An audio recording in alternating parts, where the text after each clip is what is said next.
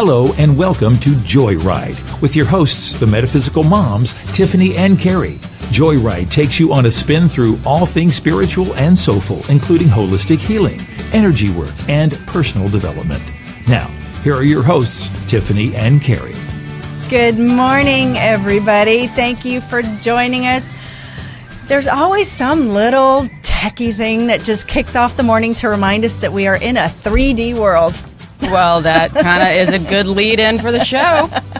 Hi, Hello. I'm Tiffany. And I'm Kerry. And we're the Metaphysical Moms, and you found us here on Joyride. This is show number 93. This is our 2-year anniversary this week. 2 years. 2 years. Isn't that incredible? We're 2 years old. I know. I feel like we're toddlers. You kind of got that big head, and you're kind of trying to catch yourself. And Speak for yourself. I don't feel like a toddler. Oh, good Lord. All right. I don't know. Is anybody else feeling wonky out there? Because I am in Wonkville. I really am. I love you even when you're wonky, honey. Oh, my If goodness. this is your worst, you're doing just fine. I cry in my dreams. Like the last 4 nights, I've been crying. That's why my eyes are so puffy. I've been crying in my dreams. And you don't know why? No. No. Well, yeah, dreams? last night, now that you say that, I had a dream that, oh, no, never mind. It was just like a massacre happening, and I was just watching it going, really? I mean, it was, yeah. So I don't know. I don't know what's going on. But it's not setting well with me. But here we are on the Joyride. Well, so this is the show all about how to live in this 3D world with this roller coaster of stuff that comes at us left and right, and sometimes we don't know where or why, and how to manage that, and how to entrain ourselves to a higher vibration while we're in this vibration of 3D, because it's wonky. They say, what's the definition of insanity? Expecting different results from doing this. So it's always, I expect wonky. I don't know, like at what point, I mean, I'm always about growth and curiosity and growing and blah, blah, blah, but at the same time, there's this part of you that says, I'm so tired of fucking growing. Like, I just want to sit and my roots come out of my ass into the ground and just be for a while. Like, I am so kind of wanting to be in the 3D right now, like wanting, and I realized too, I ran these terms by the husband.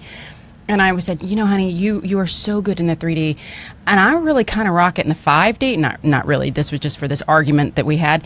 And I'm here to help you because you have helped me. And he looked at me, he's like, 3D, 5D, what are you talking about? I was like, that's the only way that we can really use these terms of elevate, not even elevation in a earthly, it's better than way, just different. That there is this 3D and this 2D. Oh, and Kim, introduce her first, because I have something to tell her.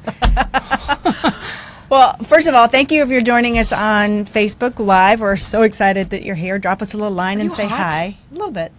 And later, if you're joining us on YouTube or our podcast, we just thank you so much for being part of our tribe. We love hearing from you and connecting with you. It really just lights us up.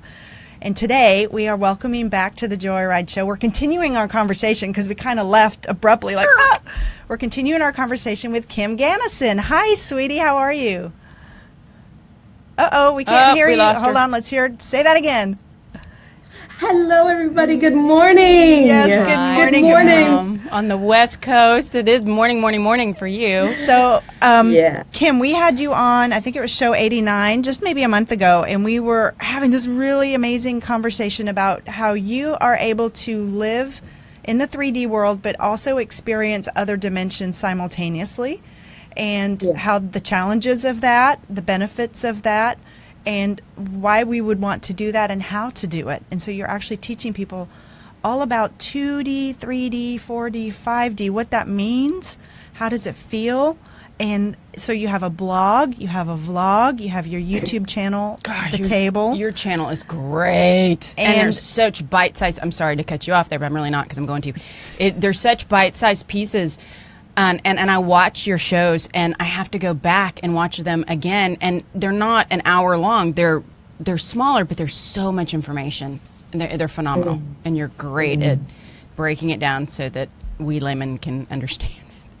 Yeah. Well, thank you for that feedback. I appreciate that.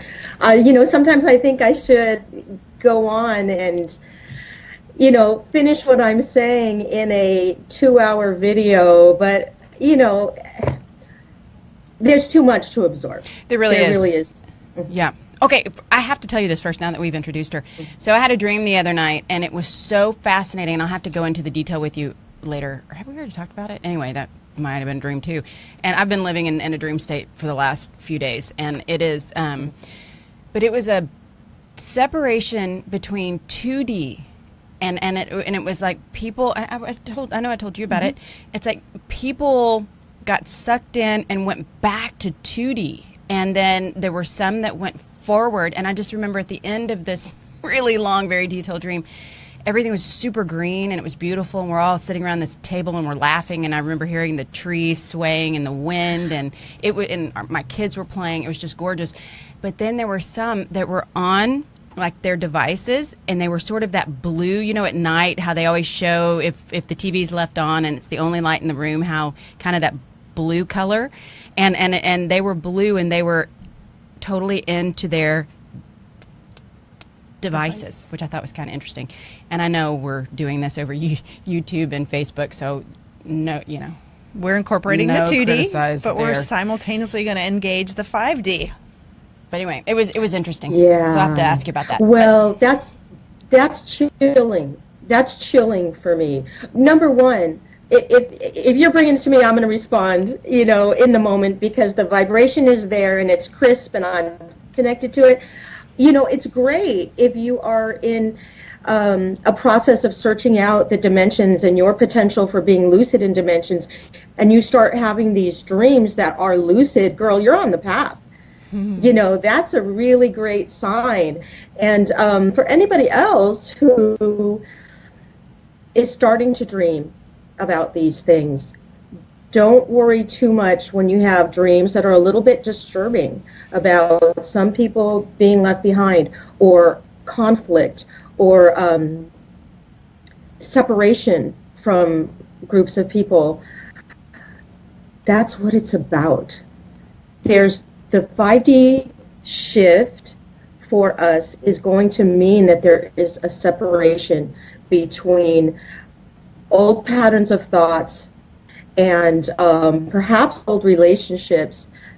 They're going to get changed out. And some people are going, once you've achieved this other level of awareness of everything going on, you're going to sit back and you're going to start to see, wow, that's really old 3D culture that I wouldn't even want to relate to anymore.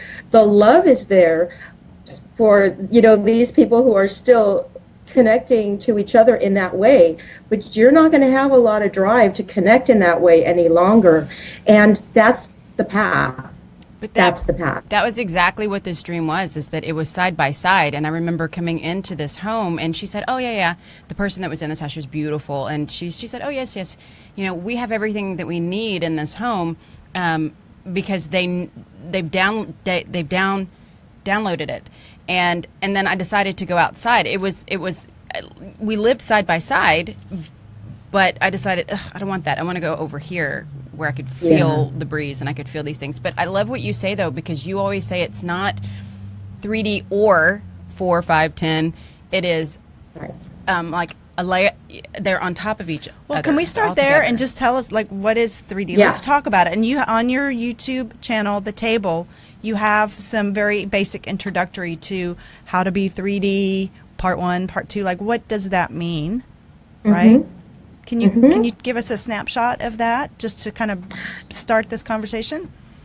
Yeah. So on my video, B3D Part 2, I talk about the dimensions from the perspective of mathematics, geometry, and physics. Is different than looking at the dimensions from the perspective of consciousness. What's that? Our Skype video on you is lagging a little, so your time, space, dimension is slowing down and then speeding up. It's okay. We're with you. Oh, my goodness. Okay. So I really bring in the disciplines. math and geometry and physics to look at dimensions, because they represent dimensions as well. And there's a lot of people out there trying to find where is the bridge between everybody's recognition of what the dimensions are. And so from my perspective, I really wanted to make it clear that those other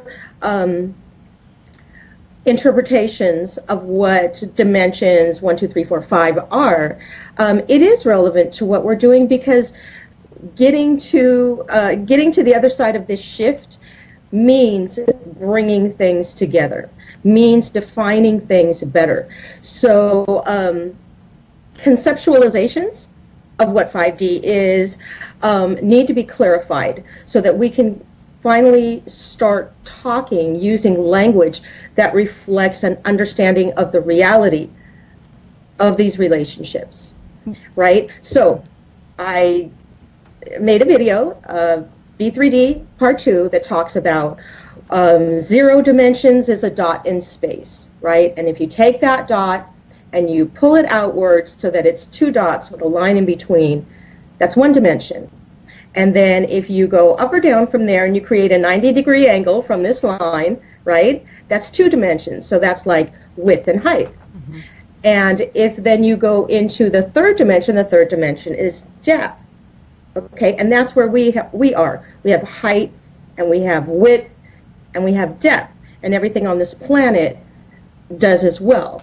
Okay, so when you think about it, let's be sure that we don't think in terms of the second dimension. You can think of the second dimension as being width or height, whichever one you started with, right? You can think of it as a second dimension. But when we're talking about consciousness and about applying that to our lives and the way that we think, you need to think in terms of 1 dimension and 2 dimensions as being, you need to think in terms of the second dimension as being an expansion of the first, right? Mm-hmm. Not you leave 1 behind and you go to 2. That kind of conceptualization of it is only good when we talk about the second dimension as being an addition to the first one. So let's be careful that we don't confuse that language usage and start going into the 5th dimension. I'm leaving 3rd behind. No, you're not. You're bringing it with you. 5, right? You're bringing it with you. 5 is an expansion upon 4 and an expansion upon 3, right? So what you always want to do as you are endeavoring to explore your personal dimensionality, right? Because all the dimensions are out there. We are in a process of claiming those dimensions as our own territory, becoming lucid in those dimensions, right? So if you're going to claim knowledge of dimensions beyond 3, then number 1, let's start with claiming dimension 3 dimensions. And so many of us are wanting not to claim 3-dimensionality anymore, that we're sliding back into 2, which means we're living on the computer, mm-hmm. right? And we're all about screens, and we're creating images of ourselves on screens and calling us, and some of us are even using the program on our phone that takes a picture of us and allows us to skew our face, and then take that image and go to the plastic surgeon and tell the plastic surgeon, can you make me look more like I look in this phone app? And I'm sorry, but that's an illness. That's an illness, right? Yeah. That's well, you're saying it's a 2D trap, right? You're saying that's falling. Yes. You're calling it a trap of getting stuck in 2D in the surface, just the front facade of you, and getting stuck in that. Well, and it's also, God, it reminds me of, anyway, it's also, I think, it's expanding the wrong way. I mean, not wrong really, if that's what you're supposed to do, but it's taking the 2 and it's taking the 3 and expanding into the 2 versus expanding into the 3 and the 4. But haven't we, how we always love to label things and we love to brand things and brand ideas, somewhere in this world that we live in, this the one that we're meaning all of this with the dimensions and the time hopping and clairvoyance and all of this, somewhere we have branded 3D as bad. We have given 3D a bad rap. People keep wanting to say, I want out of this, I don't want to be here anymore. I mean, that's sort of where you're going with that, yeah? I am going there because it was really arbitrary in the first place. No offense to anyone, but it was really arbitrary in the first place to say that the problems with human interaction are the third dimension. Yeah. The third dimension is not the problem. The problem is habits. The problem is habits. And if it's us. Right? Yeah. And avoidance avoiding of pain, ourselves emotions. As emotional. You cannot abdicate the role that you took on when you incarnated. The role you took on when you incarnated is to have emotions. Right? The role that you took on is you are in a power position whether or not the world has taught you up until now that you are powerful or not powerful. You are in a power position. Okay? You do have a doorway to the other dimensions right within your own body. You might have been taught that you're not allowed to go through any doorway, right? You might have been taught that. You might have decided that the grass is greener over there, and since you have been powerless up until now to find that greener grass, it must mean that you do not have the ability to reach out and get that greener grass. But you know what? It ain't over till it's over. So if I get anything out there today, it's like, come on, let's get back on the path. I'll bring what I have to the table. You know, you can try out the tools that I have. I'll open up my toolbox and you can borrow some of my tools. And let's get it going, because the truth is the body and the three-dimensionality and what we agreed to do here together is not the problem. Okay, so I'm going to go back and ask this question to everybody. Why do you think we are choosing this point in time to expand into the whatever you want to call it, the 3D, the 4D, the 5D? Why now, from your perspective? Well, I think that this has been written. I think this time frame has been foretold, and it is correct that it is happening now. I think that humans have achieved a certain level of power, and from my perspective, there's two major kinds of power that humans are looking for. One is the power to conquer nature, right? To avoid death, to avoid suffering, to get rain when you need it, to get food when you need it. That basic animalistic reptilian brain that we talked about before that is supposed to keep us alive, it keeps us driving towards controlling nature. And that means illnesses and all kinds of things like that. So that's one major drive that we have. The other major drive that we have is to be in a helpless position like a baby and be able to look up at whoever is there in control, whoever is in control of our lives, and have them look at us like you are protected, you are cared for, and you are loved. You are loved for who you are, not for any other reason, right? I don't feel sorry for you, you know, I'm not trying to fix you, I don't have my own reasons for loving you, I love you for you. So for me, there's two drives, and that's it. Survival, controlling nature, and knowing that you are loved. That unconditional love. Yeah. Unconditional love that belongs to you, that is meant for you alone. So those are the two things that we're looking for. Well, we've reached a point where we have a lot of power over nature. You know, I mean, look at the survival rates of humans in the first world countries and even beyond. We've done a lot for conquering nature. We fly in the sky, millions at a time, are way up there, and we're traversing the earth. We're doing all these different amazing things. But that other drive of knowing that you are loved, we humans have, as a group, taught each other that your life and your suffering means very, very little on this planet, right? You see it on the news all the time, exploitation of human beings, and people not getting what they need in their personal relationships. And once you've gone without enough times, you're going to stop believing that it's possible. You're going to start believing that this is the world that we live in, and it's not just a coincidence that you're not getting what you need from that person over there, right? It's a larger problem, and it has become a larger problem. So the problem is us. We are in a place of power, and yet at the same time, we are not powerful enough to love each other and understand that that is the answer. And we're also, right? There's a lot of money heavily marketed to make us live in that fear of being in control of our environment and our health. And there's a lot of programming coming at us to reinforce that. The not enoughness. Yes.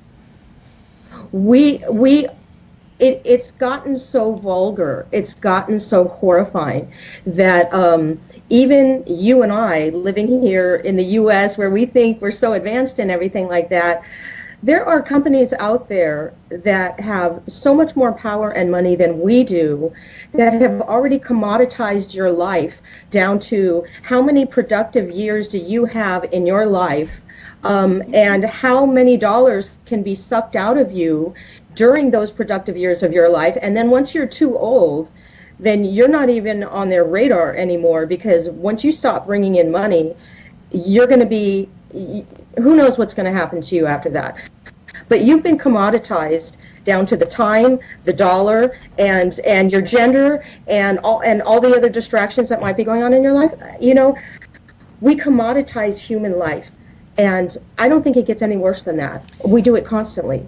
Okay, so I agree with you on that. And from your perspective, you have such an interesting background, and I would love to dive into that, because you've walked it. You've had surgeries, you've left your body, you've come back several times when you really shouldn't have, and they actually slammed your poor little fingers you didn't want to in come the window.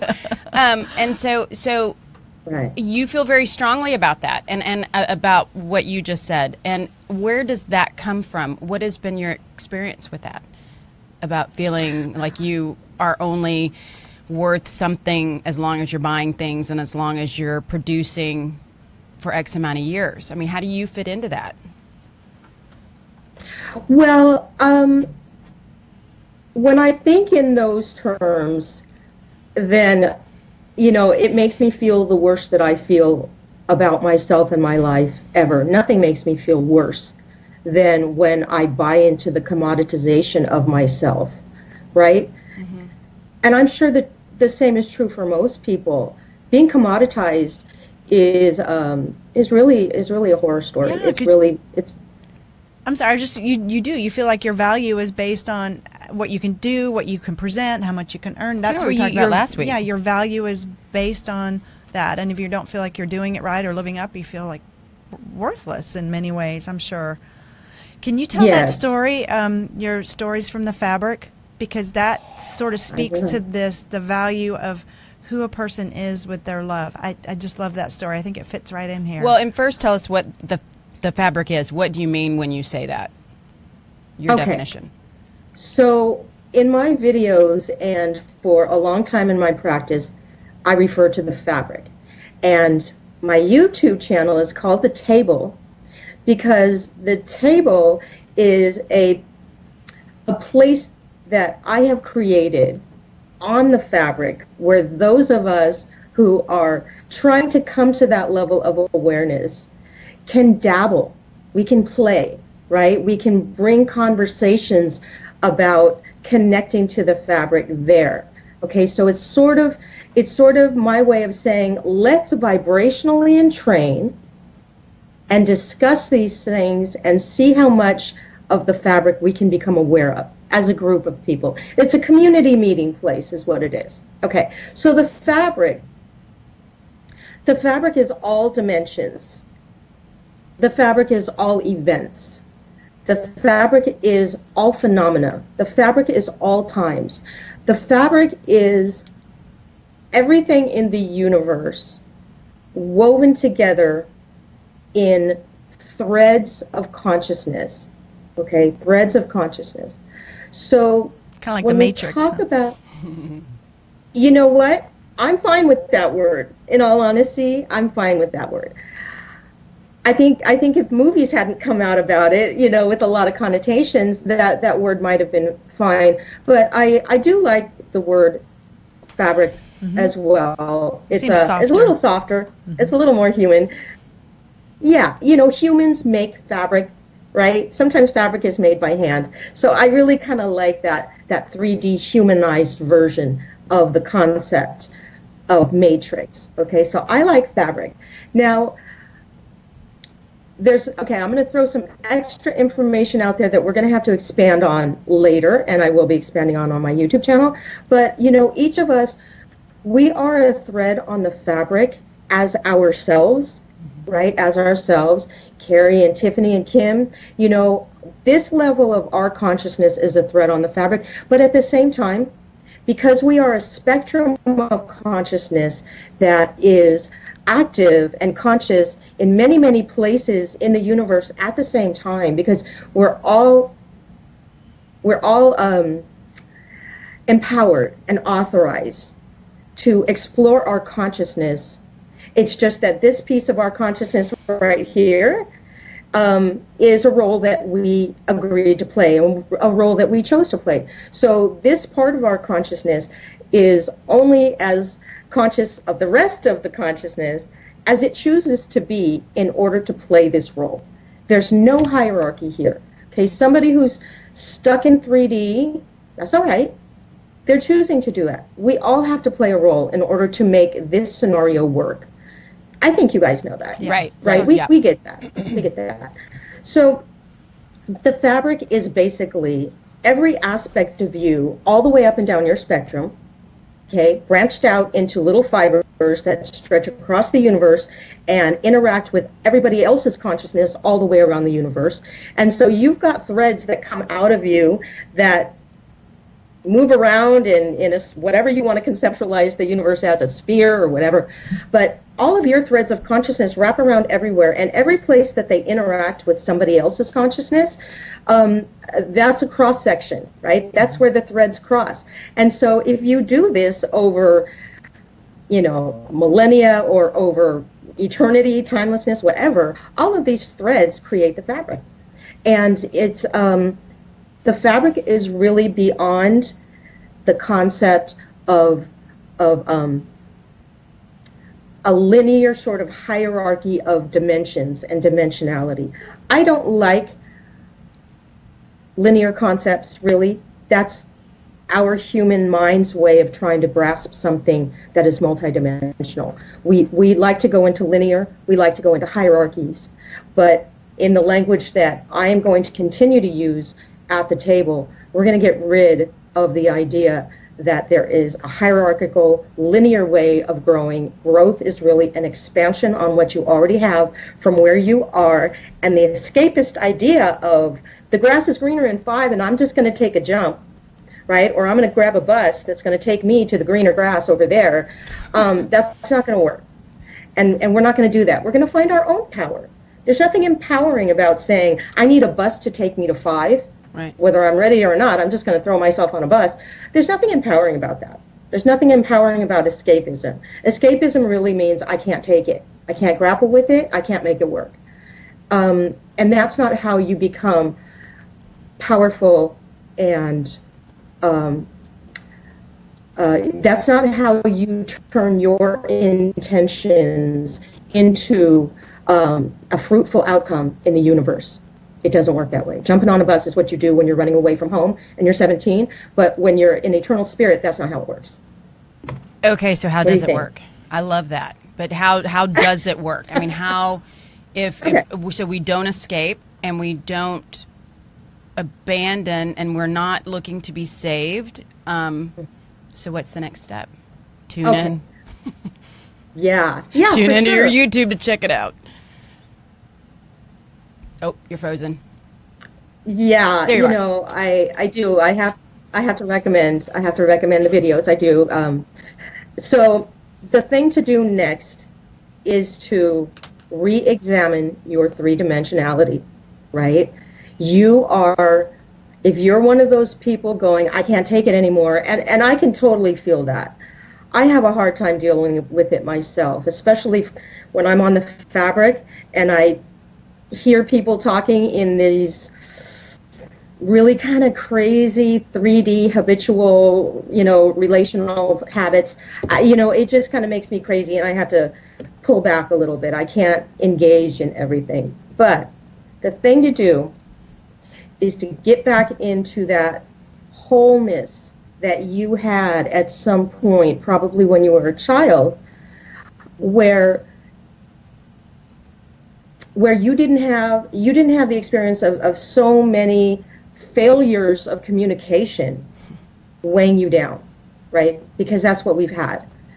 Enough failures of communication are going to throw you way off track, okay? But when you're innocent and you're younger and you haven't learned yet how many of us are doing bad habits, you want to get back into being that person. You want to be able to really open up your nervous system and really feel yourself first, and then open up a little tiny bit at a time to what's going on around you.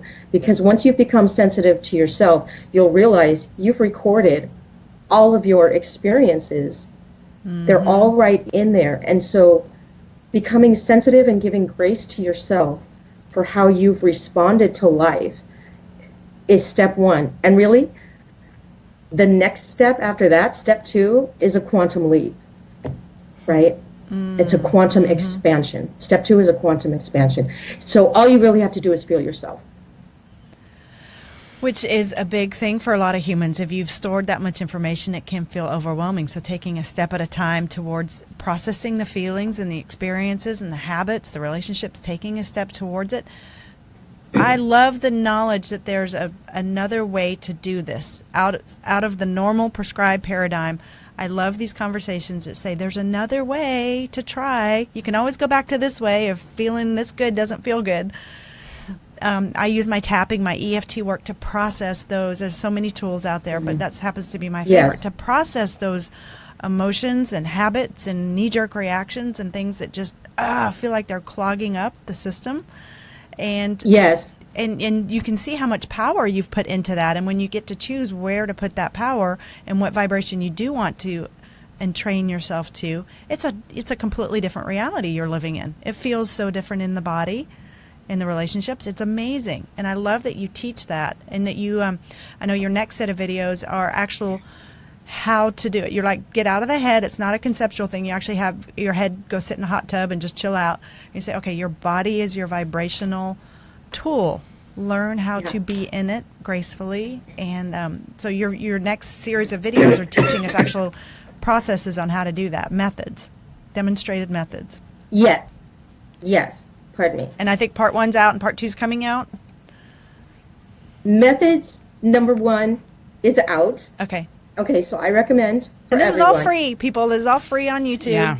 Kim Ganassin, it's the table. We'll put links on our show site and everything. So my recommendation, if you want to jump right into exploring dimensionality, rethinking the whole concept of, are the dimensions rungs on a ladder that I have to climb, or are the dimensions already here, represented in my internal self, represented on the earth, represented in the universe, and that I just need to connect through allowing myself to become sensitive and aware again. We can all do it. It's just the willingness to go into the basement that you've created for yourself with all of the stuff that you boxed up and said, oh, I'm not going to deal with that. Doing this doesn't mean you have to really deal with all of it. You just have to identify that you have done it, right? You have done it. You have taken some of your emotions, you've boxed it up, and you've thrown it in the basement. Myself, we've talked about some of my background, and I'm going to tell another story that you asked me to tell about my lifetime of medical stuff. And so believe me when I tell you, I got my junk. I got my stuff that I haven't fully unpacked yet. It gets a little overwhelming for me. And I don't need to be completely healed up from all of that in order to expand my consciousness. All I need to do is say, you know what? I'm aware of these defenses of mine. I'm aware of this pain. I know I've got it sitting in a box over there, and it's next to the box that I, packed up when I was 7 years old, right? And then it's next to the box when I was 24, and then it's next to that box over there where this coma happened, or this, violation kind of happened, or this disappointment happened. Just inventory your stuff. You don't have to dig it up. And when you inventory your stuff, just say, this is Kim. This is Kim with these boxes of stuff, okay? I don't want that to stop me. I don't want to be in denial that that's what I am, because you hiding it from yourself is the real problem. Mm-hmm. Okay?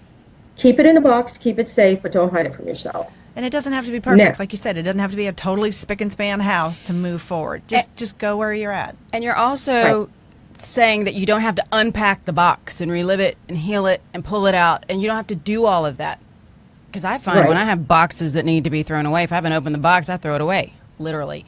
But that's what you're saying, is that you don't have to walk through the pain again, and because that would, I would think, keep you from going through the process. I'm going to stop you here, Kim. Susan, hi Susan, thanks for tuning in. She's saying she's still trying to grasp the concept of 5D. Is that being in a state of consciousness, one of non-judgment, being free of fear? What exactly are we talking? Because we had talked about the first, second, and third dimension, and then in some quantum physics talked about the fourth dimension as being time. There's an additional element of time. So see if you can walk us before we jump further, like the fourth, and then what is that we can't quantify or measure the fifth dimension. So how do you not conceptualize it but get it? Okay, the way that you not conceptualize it and get it is to become sensitive in your nervous system, because the 5D is really close to what the fabric is. I think what 5D is, in a nutshell, is it is the experience that the fabric does exist. Okay? The fabric does exist. We can conceptualize the fabric, and sometimes we can feel it when we open up our hearts. And I don't know if you've got children or grandchildren, you're sitting in your room and you're looking at these beautiful children that are part of your heart and soul, and you feel your heart open up in multiple directions, and you feel it all as one tremendous feeling. Okay? That is really close to feeling the fabric. It means that you are able to handle a very intense feeling in your heart towards multiple things or multiple people at the same time. You can embody the love of many things at one time. Ooh, okay. So, yeah, really big, really big. So the fabric and 5D are similar in that getting to 5D, I believe, means that you can finally feel and recognize that there is a fabric that connects us all, and it's no longer a concept. It's a feeling and a knowing within yourself. That's what 5D is. Now, from there, you're going to have choices as to what you can do. And everyone's going to experience that differently too, right? I'm sorry, we're getting choppy on our feed here. But everyone's going to experience that differently. Their version of touching that dimension or that feeling. It's going to be it's not one size fits all. I think we are all going to be on the same page in a very real way. I think the process of developing your 5D skills and tolerance, your tolerance, that is going to be different for everybody.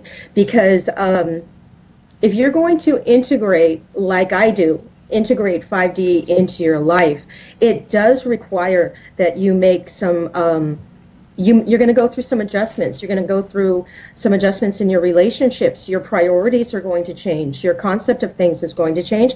And it might shake things up a little bit. But that's what's going to happen when a group of people decide to break from another group with a different culture.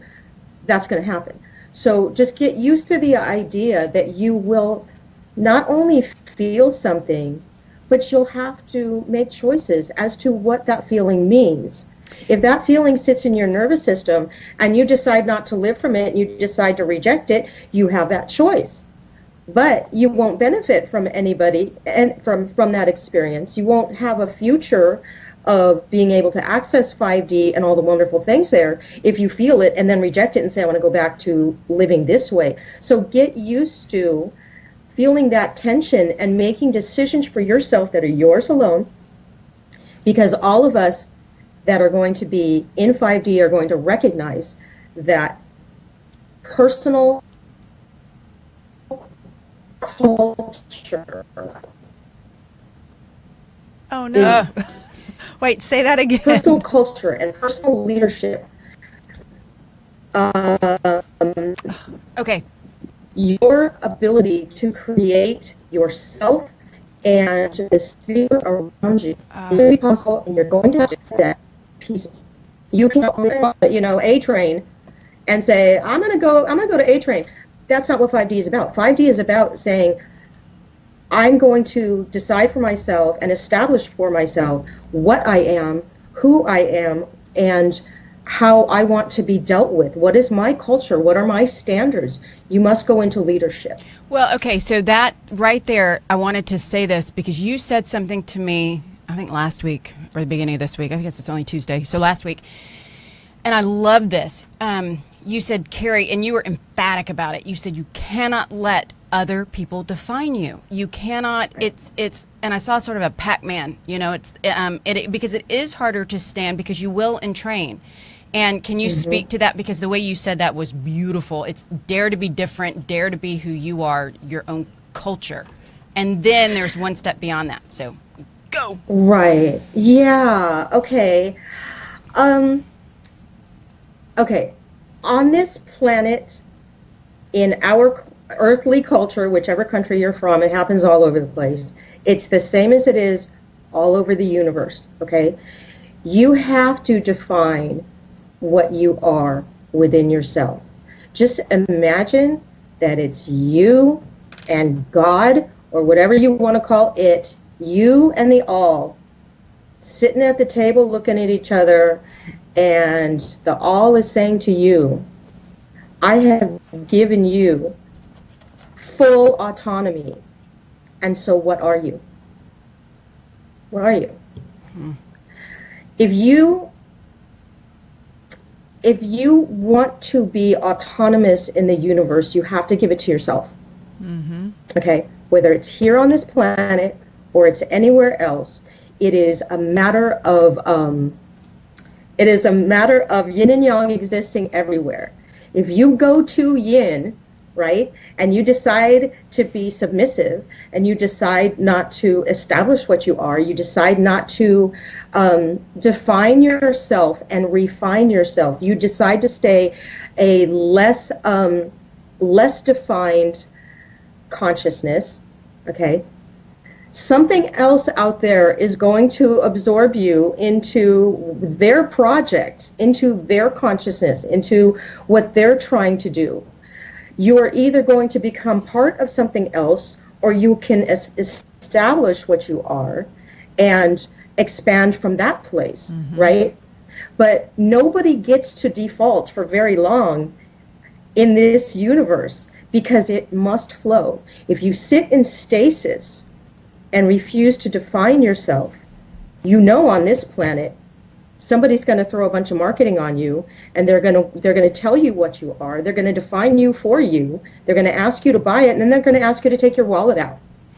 Right? That's how it works here. If you don't define yourself, someone will convince you that their definition of you is right, and they'll exploit you for it. That's how it looks on this planet.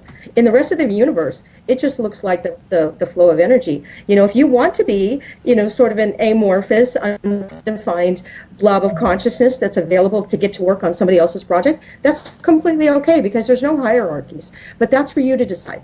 You either define yourself, or you will get defined in somebody else's way. And that's just how it works. You cannot stop the process of the flow of energy in the universe. You have to make a decision.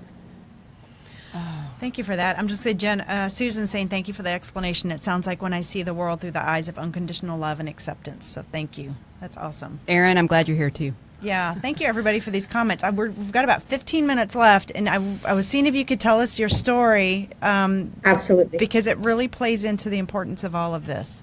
In your not just conceptual, but your experience of this. And I think it's a very good demonstration of what we're talking about. Yeah. Okay. You are very, very powerful in ways that you don't know. And I want to tell you a story about how I learned the power that people have that they don't even know that they have. I've seen it get to work, and I've seen them make magic happen when they didn't even know it, and then walk away and go and live the rest of their lives like they're not magical. And I'm sitting here having the knowledge that they are magical. And so I want to pass this story on to you. This is also Story time. Yes. Yeah. I have a video about this story as well, and we'll go into that in a second. Okay. So the last time I was sitting down with these ladies, we talked about this crazy heart surgery that I had to have where I was trying to leave my body and all this kind of stuff. Okay. So after that surgery happened, I woke up in the ICU, and I was really, really mad because I wanted to leave my body and not be alive at that point. And I was in the ICU, and I was stuck on a ventilator, and I was paralyzed because I was in kidney failure, and the paralytic drugs that they have to give you during heart surgery, I could not work them out of my system because I didn't have any kidney function, right? And so I couldn't move, and I couldn't breathe, but I could hear, and I could see, and I could understand. And so my hearing became very sensitive when I couldn't move and I couldn't speak. So here I am laying in my little bed with my little ventilator, and whenever there was a noise outside, it would wake me up immediately, and I'd open my eyes, and the room was so very bright and empty and stark. And I'd close my eyes again like, oh my gosh, those lights were too bright for me. Well, one day, you know what I'm saying, right? Mm-hmm. And when you see something really bright and then you close your eyes again, you can see it in negative with your eyes closed, right? Like I can do it right now with the window, bright, and then I close my eyes and it actually looks dark and it's all in negative. Okay, so you know what I'm talking about. Right. So I'm laying in my little bed, and there was a noise outside at the nurse's station. It woke me up. I opened my eyes, all grouchified, and the room was so bright, and I closed my eyes, and I'm like, oh, no, I can't see those lights. But with my eyes closed, the room was not empty. There were about, I don't know, somewhere between 70, 80, something like that, people standing around my bed in my little ICU room when I had my eyes closed. And I was like, no, the room is empty. Why with my eyes closed am I seeing all these people standing around? So I opened my eyes again, very bright light. The room was empty and very stark. And then I closed them again. There's all these people standing around. And again, I was grouchy because I wanted to be not alive at that time. And so I thought to myself, I am not in the mood to be a channel right now. I want all these people to go away. Just go away. Just leave me alone. I'm having a bad moment here on my little ventilator. And so I tried to ignore it, but then a minute later, my curiosity got to me. And I looked around at the people with my eyes closed. And some of them I recognized as family members or friends or my best friend's parents, and other people I could not recognize. I know that all of these people were alive. These were not spirits. These were not other beings. These were living human beings. And I sent a question out in vibration form. And I said, who are these people? And the message came back, these are all people who are praying for you, holding you up right now. Oh, wow. And I said, okay, well, I know some of these people, but not all of them. And it came back, well, these are people who have heard about your circumstances right now and have taken it in their hearts, regardless of the fact that they don't know you. They've taken it into your heart to put some love into your situation, to pray, to meditate, something like that. Okay? And I also knew that there were people in the room that were in conflict with the love that they had, right? They were too afraid to pray. They were too afraid to acknowledge that their loved one, Kim, made it out of surgery, but might not make it through the rest of the day. And they were so scared, they weren't praying. But there was enough fear that was actually hiding a great love that they showed up in the room too. They weren't even meditating on it. They weren't even praying. Wow. They were so afraid. Okay?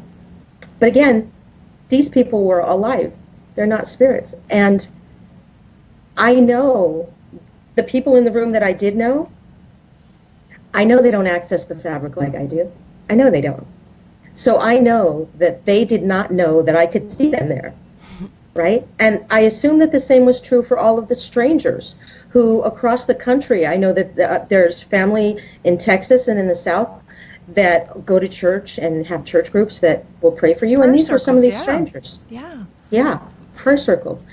And so my assumption is that these people who are strangers to me didn't really know what they were doing either, except that they were committed in their hearts to getting something done because of their love. Their love was driving them, right?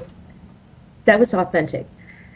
But I know they didn't know the effect that it was having. I know they didn't know that they were mixed up together in a group of people that were loving me one way or another. And these human beings were accessing the fabric. That's how I was able to see them all at one time, strangers and loved ones alike. They were all on the fabric. And they had achieved that by being themselves, by being authentic, right? That unconditional love, yeah. How did that feel to receive that, to see that? Well, you can't cry when you're on a ventilator. I mean, it was so humbling. I mean, it's making me tear up. I just think it's so beautiful. It was an amazingly humbling experience. It's an experience I'll never forget. It's an experience that I speak about in churches and such to different groups.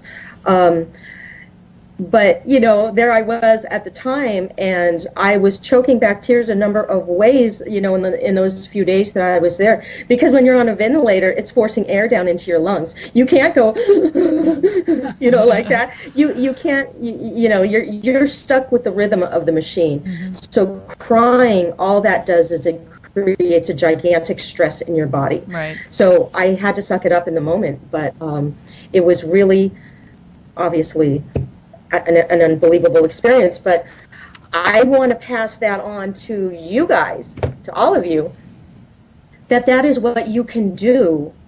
You can achieve the fabric. Your identity can be seen to some extent. Your the details of what the state of your love. Is it purely given from your heart? Is it given in a religious way, in a non-religious way? Is it there, but you're so afraid of it that you can't let it out, but it's still there? All of this can be seen on the fabric, even when you don't know it. And I just want to let you know, you are powerful enough to get that done. Oh, that's amazing. Okay? And I want to tell you that story because a lot of these people will never know what they did. Wow. I can't access all these people on the social level and start making phone calls and say, hey, when you prayed for me, you know, 8 years ago, this is what happened. So they won't know it, but I want you to know it. And I want you to take that information and make sure that it gets back to them. Yes. One way or another, right? Well, and I love that their little signature thumbprint came to you in a visual of their face. It's like their authentic and unique vibe got to you, and you received it in that unconditional love, freely given and received. And so many people say prayer works. And I love that you've just given, this is an example of the 5D. where that unconditional love is sent through this vibe and it can be focused and received. So imagine where you can do that in your life. And one thing I wanted to add is when you're giving from your heart, because I know there's so much going on in the world, sometimes it can feel overwhelming to take everybody into your heart like that. And we talked about this the other day. Yes. About when you connect to that love, it's unlimited. You can send that love without depleting your own life force, your own angst, just praying for the highest and good of all for whatever situation they're going through. And like you said, holding that space for them and supporting them. Right. It's unlimited. You can send that out everywhere. Yes, and let me make sure that it doesn't come across as overwhelming to people that they need to feel each and every one of these human beings, right?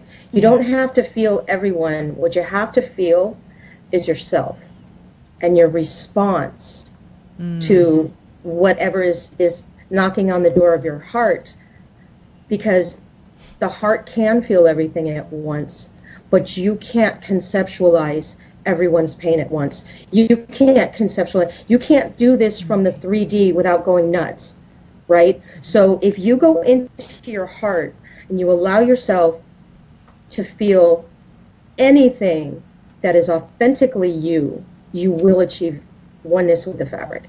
That's beautiful. Authentically you. Okay? Authentically you. Don't worry about feeling that person. Feel your response to that person, and you will be on the fabric, and everything will be complete. Awesome. She's like, okay, mic drop. Got it. Done. Oh, we only have a couple of minutes left. This hour just flew by. We have so much. But everyone's saying that's great validation. Be love. We are love. Yes. Hi to Terry and Michelle. These are all such beautiful comments here. Thank you so much again. So the whole time you're talking, on the other side, we have these beautiful big trees, and there is this bumblebee. Did you see it? It's about this big. I was watching Kim.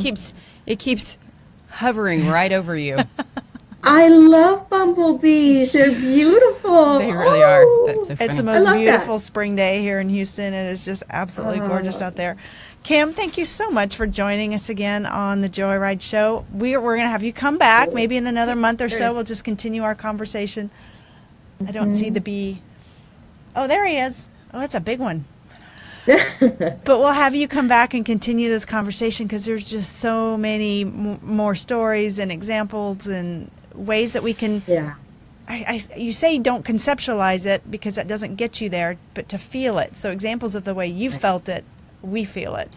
Well, yeah, and so if I could just say really quick that on the table, my YouTube channel, it's a mix of conceptual stuff to help get you opened up, and information, but it's also stories, because the stories help you sort of bypass the judgmental and go right into feeling. And I have been blessed with so many different crazy stories that might help you along the way. And so I share as many stories as well as the instructional type stuff as possible. And I recommend that you just get right into it. And the story that I just told is called True Stories from the Fabric, the ICU. Yada, yada, yada. Okay, and you're available for one-on-ones? Are you taking one-on-ones? That is too long. Are you taking one-on-ones? And you're still available for one-on-ones? People can connect with you? On the phone? Most definitely. If you go to my website, kimganassin.com, I only show 2 services. One is a reading and one is vibrational therapy. Well, vibrational therapy, as far as I'm concerned, is way more important than a reading, although some people want to stay with a reading. Vibrational therapy means getting you entrained neutrally so that you can start feeling things and seeing things beyond all the junk that's stuck. That's amazing. Yep. And it is incredible. If you will your potential, your 5-dimensionality, vibrational entrainment is going to be a first real vibrational step to a vibrational plane. Yes. Thank you for being 3, 2, 1. Thank you for being our teacher, our leader, our metaphysical mom friend. We love you. Thank you. Bye. Bye, Kim. Love you, ladies. Thanks, everyone. Bye. Thanks for joining us, guys. See you next week. See you next time. Bye.